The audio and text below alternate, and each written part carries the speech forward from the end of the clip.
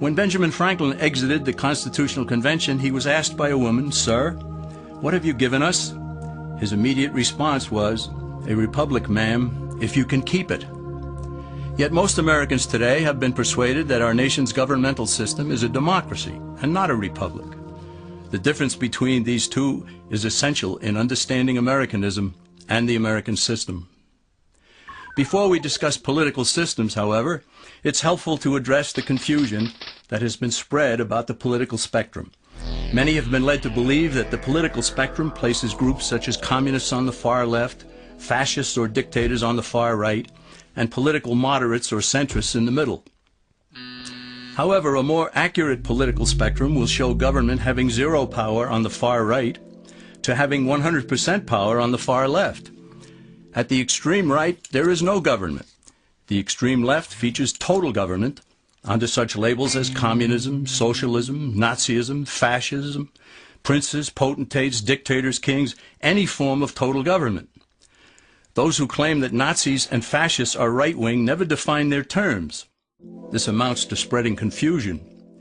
Toward the middle of the political spectrum can be found the type of government limited to its proper role of protecting the rights of the people. That's where the Constitution of the United States is. Those who advocate such a form of government are really constitutional moderates. So let's analyze the basic forms of government. They are monarchy or dictatorship ruled by one, oligarchy ruled by a few, democracy ruled by a majority, republic ruled by law, and anarchy, which is ruled by no one. In discussing these five, we'll see that they can be narrowed down to even fewer. Looking first at monarchy or dictatorship, this form of government doesn't really exist in the practical sense. It's always a group that puts one of its members up front. A king has his council of nobles or earls, and every dictator has his bureaucrats or commissars, the men behind the scenes. This isn't ruled by one, even though one person may be the visible leader. It's ruled by a group. So let's eliminate monarchy, dictatorship, because it never truly exists.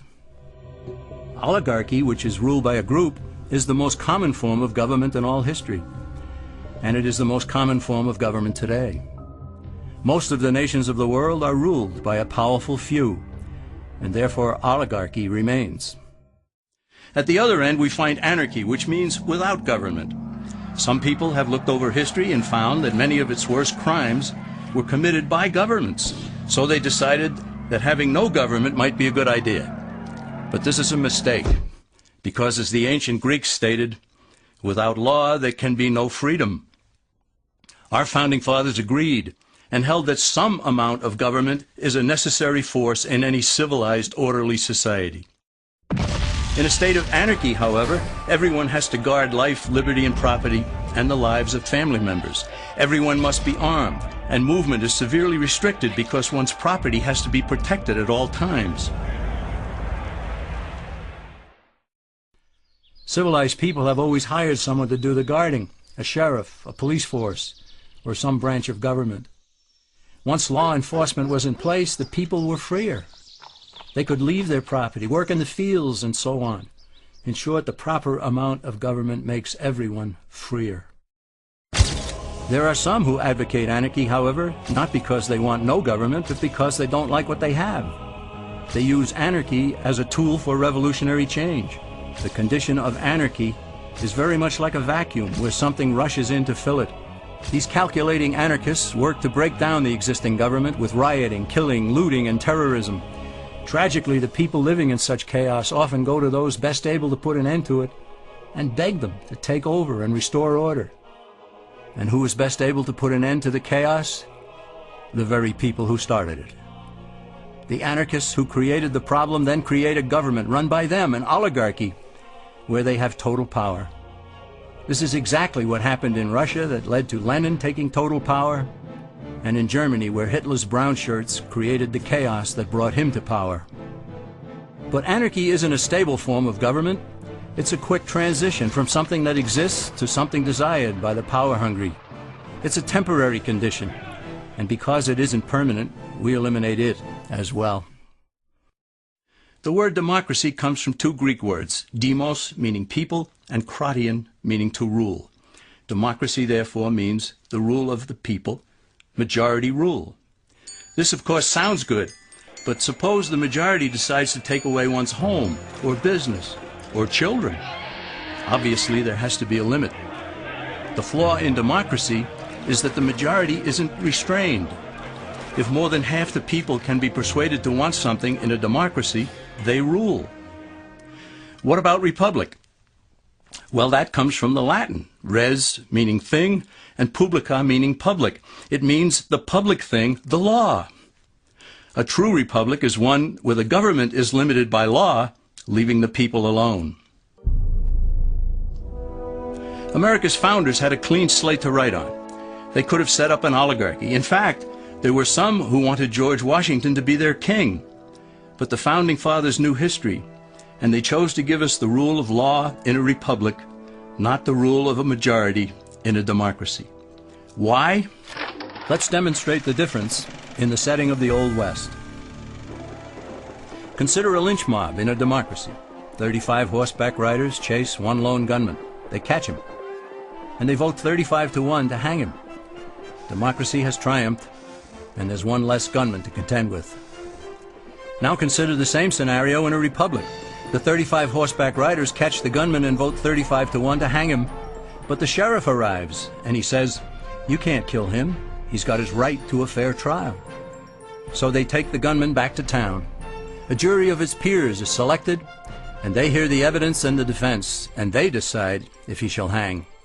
Does the jury even decide by majority rule? No, it has to be unanimous, or he goes free. The rights of the government aren't subject to majority rule, but to the law. This is the essence of a republic. Many Americans would be surprised to learn that the word democracy does not appear in the Declaration of Independence or the U.S. Constitution, nor does it appear in any of the constitutions of the 50 states. The founders did everything they could to keep us from having a democracy. James Madison, rightly known as the father of the Constitution, wrote in essay number 10 of the Federalist Papers, "Democracies have ever been spectacles of turbulence and contention, have ever been found incompatible with personal security or the rights of property, and have in general been as short in their lives as they have been violent in their deaths." Alexander Hamilton agreed, and he stated, "We are a republican government. Real liberty is never found in despotism or in the extremes of democracy." Samuel Adams, a signer of the Declaration of Independence, stated, "Democracy never lasts long. It soon wastes, exhausts, and murders itself." The founders had good reason to look upon democracy with contempt, because they knew that the democracies in the early Greek city-states produced some of the wildest excesses of government imaginable. In every case, they ended up with mob rule, then anarchy, and finally tyranny under an oligarchy. During that period in Greece, there was a man named Solon, who urged creation of a fixed body of law not subject to majority whims. But where the Greeks never adopted Solon's wise counsel, the Romans did. Based on what they knew of Solon's laws, they created the 12 tables of the Roman law, and in effect built a republic that limited government power and left the people alone. Since government was limited, the people were free to produce, with the understanding that they could keep the fruits of their labor. In time, Rome became wealthy and the envy of the world. In the midst of plenty, however, the Roman people forgot what freedom entailed. They forgot that the essence of freedom is the proper limitation of government. When government power grows, people freedom recedes. Once the Romans dropped their guard, power-seeking politicians began to exceed the powers granted them in the Roman Constitution. Some learned that they could elect politicians who would use government power to take property from some and give it to others. Agriculture subsidies were introduced, followed by housing and welfare programs. Inevitably, taxes rose and controls over the private sector were imposed. Soon, a number of Rome's producers could no longer make ends meet, and they went on the dole. Productivity declined, shortages developed, and mobs began roaming the streets, demanding bread and circuses from the government. Many were induced to trade freedom for security. Eventually, the whole system came crashing down. They went from a republic to a democracy, and ended up with an oligarchy under a progression of the Caesars.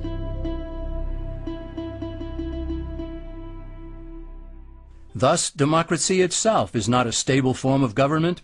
Instead, it is the gradual transition from limited government to the unlimited rule of an oligarchy. Knowing this, we as Americans are ultimately left with only two choices. We can keep our republic, as Franklin put it, or we will inevitably end up with an oligarchy, a tyranny of the elite.